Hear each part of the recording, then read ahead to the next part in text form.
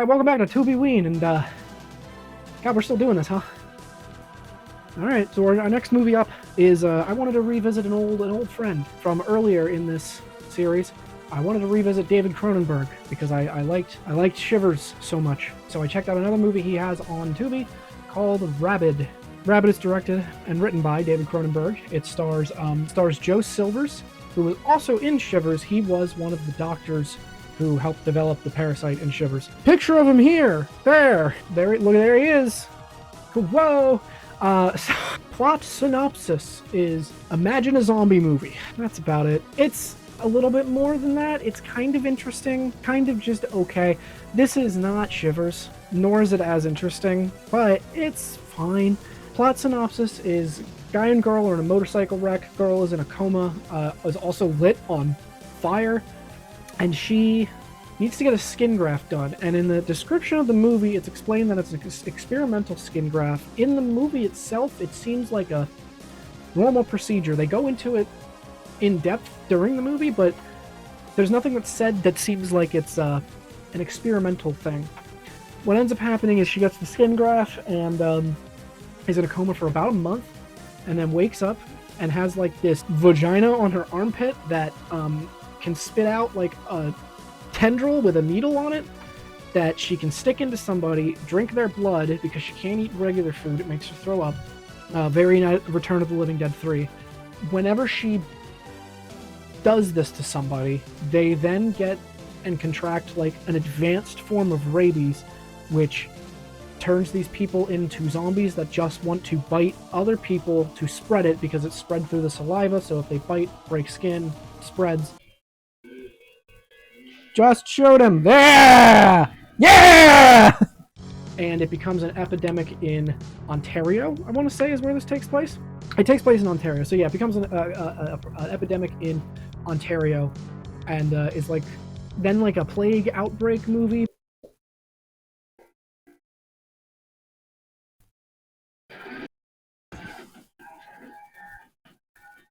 Jesus.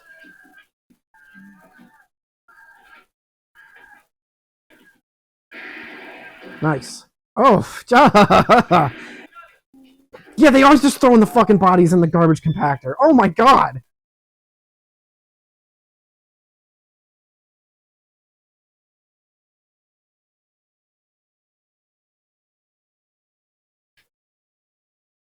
Yeah, now the window's all fucking streaky and looks like shit.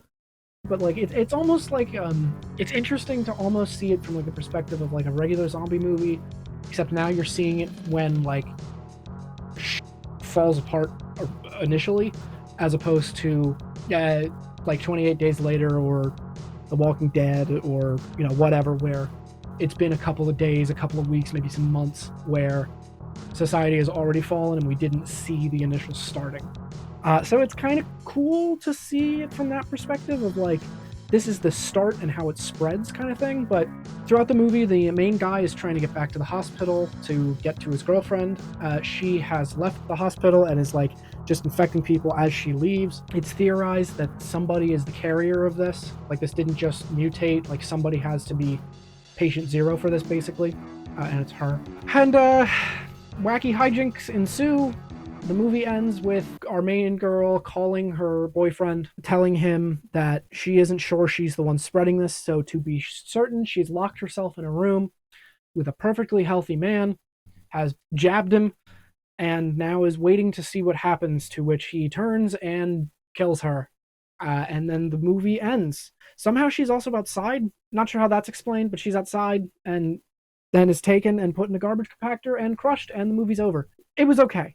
This wasn't as heady as Shivers was. I thought Shivers was much more interesting, but it's okay. I think this probably would have been higher up there had I seen this first, or maybe earlier in the marathon. But as it is, it's fine. It's a very well put together movie, which I wouldn't expect anything less from David Cronenberg. I wasn't expecting this to look like a shit show. But it's a very well put together movie, very 70s still. All of the blood is very bright red because that's just what the style was at the time. It's all well done. It's just not incredibly interesting. It's got enough going on that I'm not putting it on the same level as like Tourist Trap, where I was like, it's just kind of boring. It's not boring. It keeps moving. I will say towards the end there was definitely a moment where aloud I said like, I feel like this could be shorter. This feels like it could have been shorter than what it is. So right now I kind of just feel like we're just stretching it out.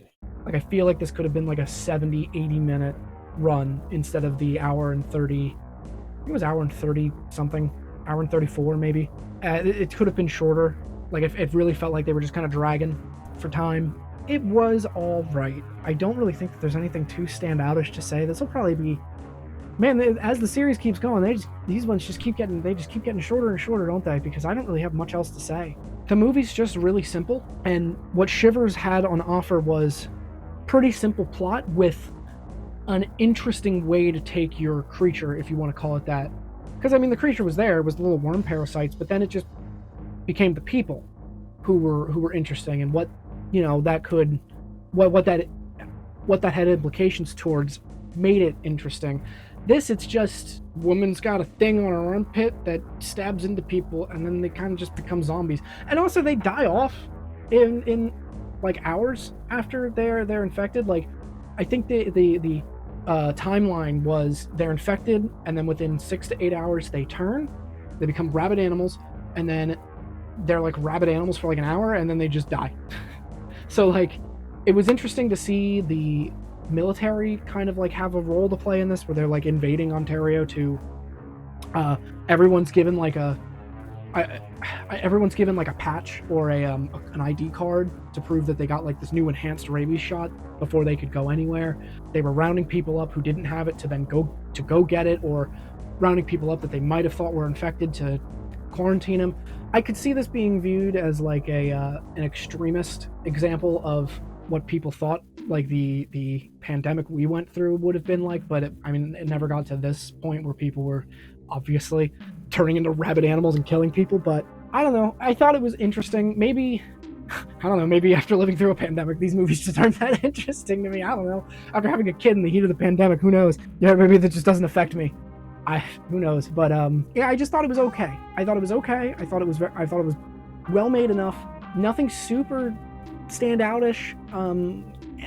No heady overtones like Shivers. Nothing. Pretty point blank. Pretty point A to B. Simple.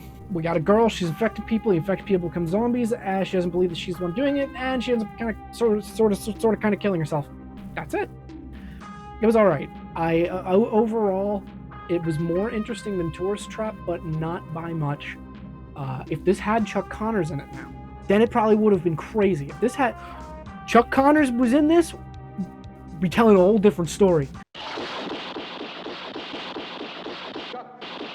Chuck Connors. But as it is, I'm gonna give this one a 3 out of 5. I thought it was fine. It's very well put together. It doesn't feel cheap. Tourist Trap has the trappings of a full moon movie where it's fine. Sure, it's pretty cheap. David Cronenberg knows how to put a movie together, goddammit. It's just shocking to me that this was after Shivers. And didn't really tackle any more interesting themes than Shivers had already tackled. So, thought it was okay. So come back tomorrow for probably the most well-known movie that I'm going to try and talk to you about this marathon. Which I'll explain a little bit more tomorrow, and you'll see when it's up. So, bye!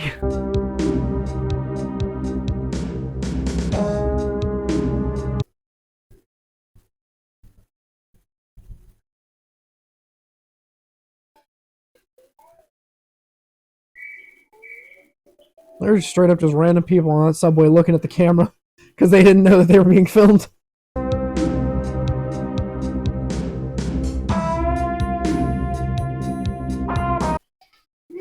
How the fuck they let him in? I thought they were picking off the people who were infected.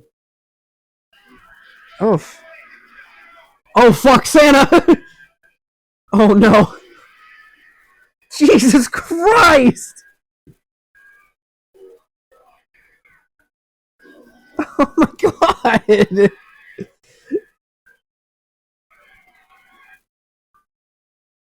Wow. You fucking shot Santa in front of that kid.